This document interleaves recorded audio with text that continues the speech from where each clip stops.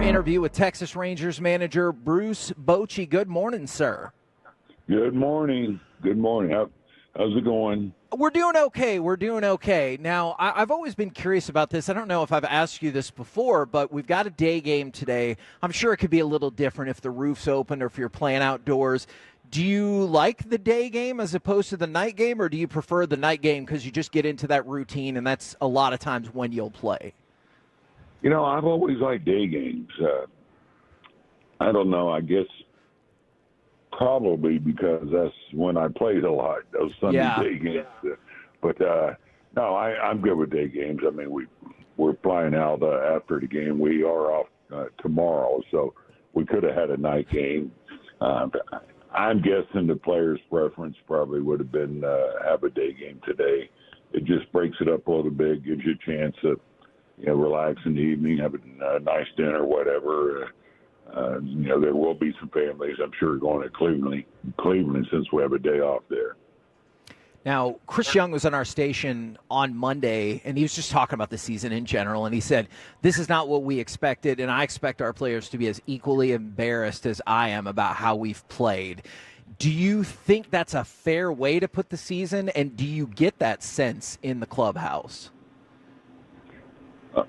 I missed the first part of that. You broke up on me. What? Oh, yeah. Chris Young was with us on Monday, and he said, just talking about the season in general, this is not what we expected, and I expect our players to be as equally embarrassed as I am about how we've played. Is that a fair way to put the season, and do you get that sense from any of the players? Oh, I think so, yeah. I think they're all disappointed at how it's gone this year, with the offense. I'm sure as a group, it is,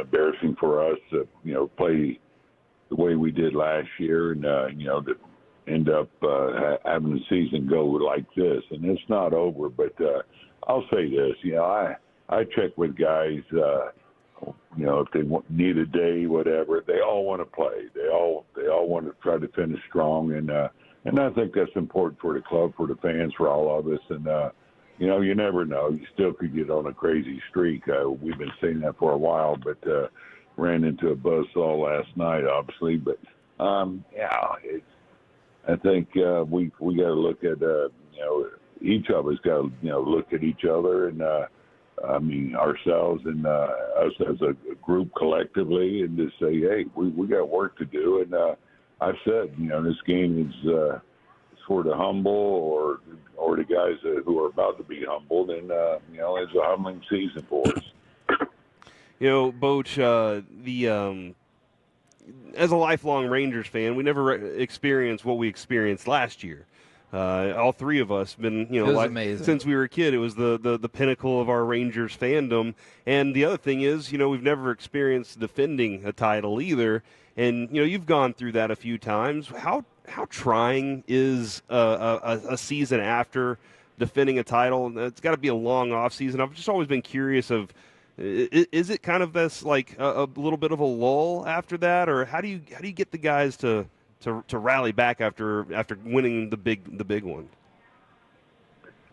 Well, it's obvious. I haven't had a lot of luck because I've never repeated. I look at every championship, and next year they've all been a little bit different. The first one, I go back to San Francisco, and Posey got involved in that home plate collision. We lost him, but we hung in there. We played pretty good. 1 year it was the pitching that we lost 2 or 3 starters that year. That made it tough. But still, and we all have injuries, the teams, and you got to find a way to overcome them. And we've had a tough time doing that. And I'll keep repeating myself on this. You need you guys to have their normal years, and that has not happened. It's hard to put a finger on why. Already tired. I don't think it's complacency. They adjusted to us, but this is why we got to look at ourselves and figure a way that we can come back and be the team that we were last year.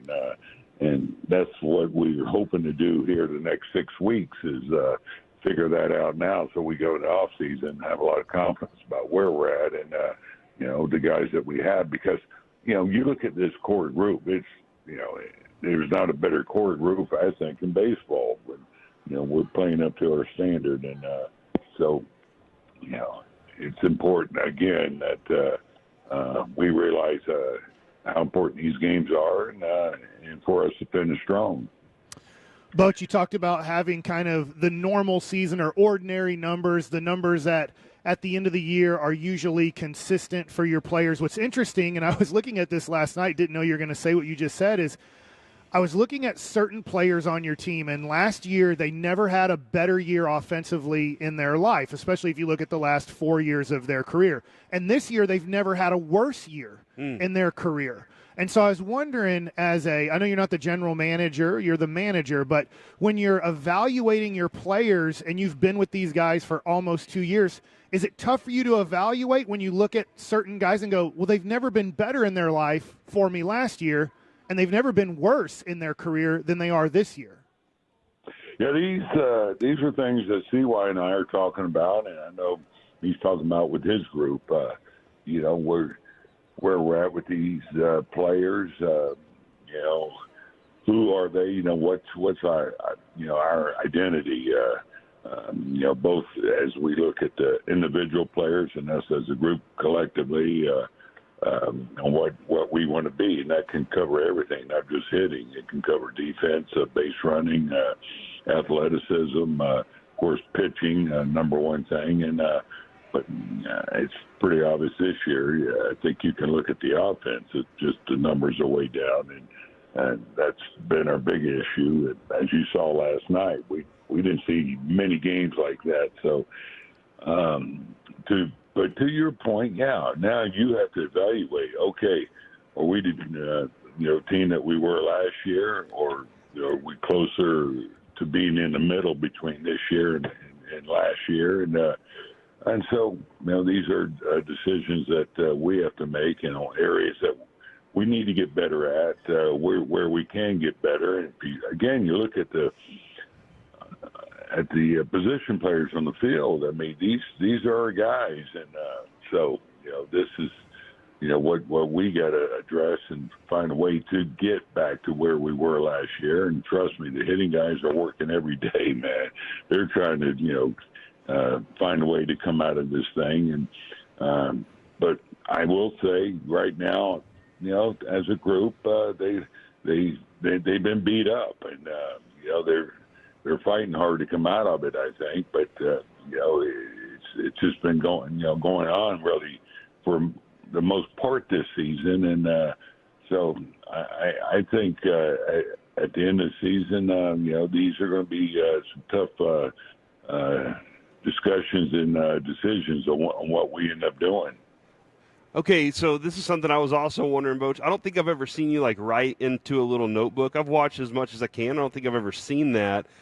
How do you keep notes on players whenever you're trying to evaluate them? Do you just say I'm saving paper and I'm keeping it locked up in the ironclad box in the brain here, or how's that go?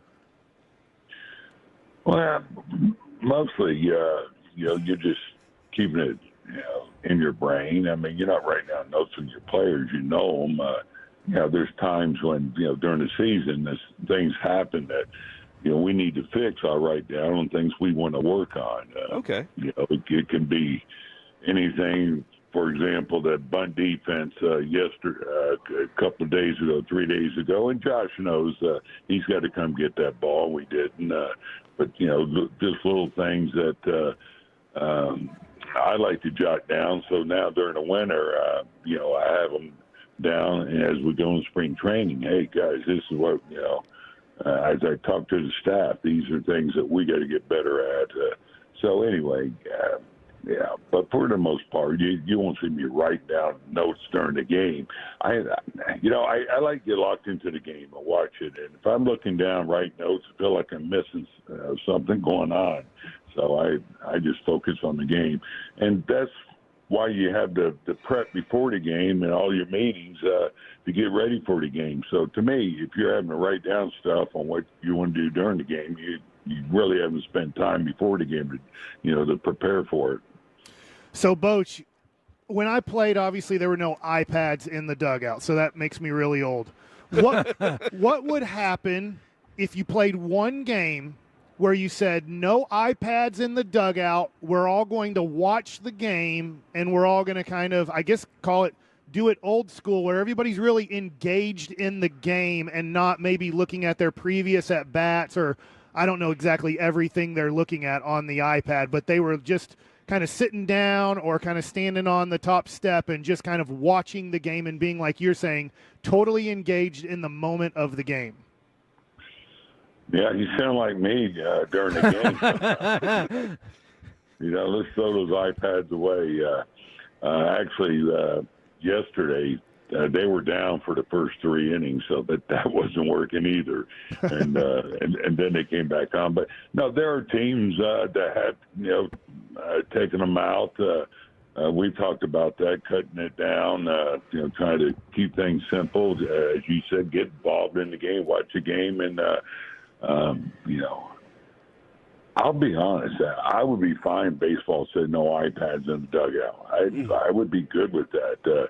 There's times when I took the video out in the past because guys were running up, look at the video. This is before the iPads, but you had the video. They run up there and look at it, and then they have to hustle out on defense, or they'd be looking at the wrong thing. They'd be not looking at what they're doing, with their swing or whatever. They'd be looking at the call. So now they're coming out ticked off at the umpire, so they've lost focus on what we're trying to do, and that's win a ball game.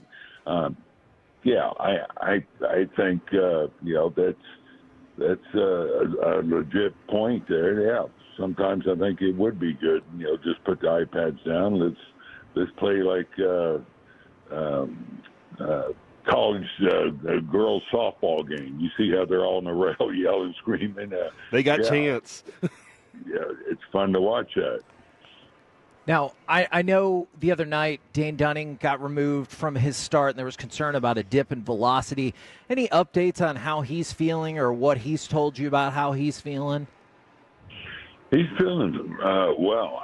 There's no pain or anything. He just says, I know it's not coming out right.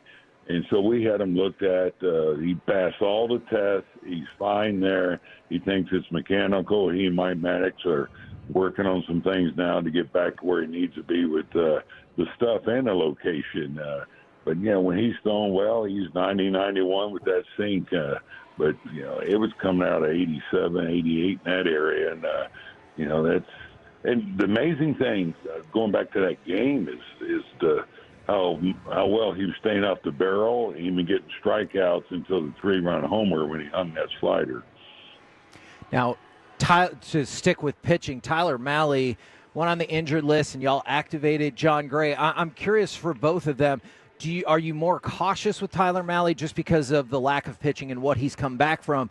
And then John Gray pitched in relief last night. Do you see him as being, maybe both a starter and a reliever to finish out the season? Oh, he'll start coming up here. I think we got him opening up here in Chicago, I think the second day. Okay. So anyway, we want to give him some work before he started. So actually the game, you hate for it to go like that, but it worked out well for John because he could go out there and get a couple innings, get his feet wet again, and kind of prep him for his start coming up. It'll be kind of sort of an opening where he'll go maybe 4 innings in that area. And then in terms of Mahle, do you have to be more cautious with him just because of what he's been through, or are you like, no, he's good to go? It's just now he's had a different setback. I think you have to be more cautious. He's he's come up a long rehab.